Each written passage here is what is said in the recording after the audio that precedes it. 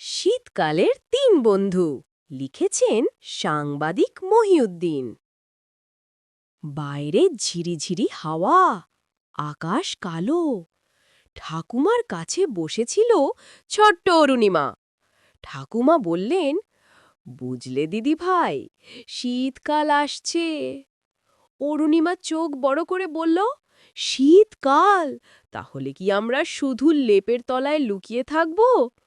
ঠাকুমা সরলা হাসলেন, আরে না, শীতকালে কত মজা। তবে হ্যাঁ, ঠান্ডা থেকে বাঁচতে হবে তো। ঠাকুমা আলমারি খুলে বললেন, প্রথমেই চাই গরম গরম জামা কাপড়। এই দেখো, মাফলার, কানটুপি আর জ্যাকেট। বাইরে খেলার সময় মোজা আর জুতো চাই, নইলে ঠান্ডা চট করে পায়ে ধরে যাবে। এরপর ঠাকুমা বললেন, আর একটা খুব দরকারি জিনিস, পুষ্টিকর খাবার, স্যুপ, গরম দুধ আর প্রচুর ফল। অরুণিমা বলল, খাবারে শক্তি, তাই তো? তাতে শরীর গরম থাকবে? ঠাকুমা মাথা নাড়লেন। বিকেলে তারা দুজনে বাড়ির ছাদে গেল। ঠাকুমা বললেন, আর সকালে উঠে কি করতে হবে জানো?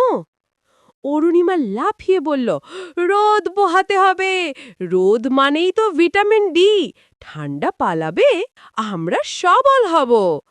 ঠাকুমা তাকে জড়িয়ে ধরে বললেন, ঠিক বলেছ।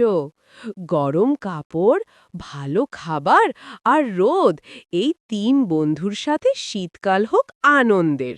আর নিয়মিত হাত ধুতে ভুলবে না যেন দিদি ভাই।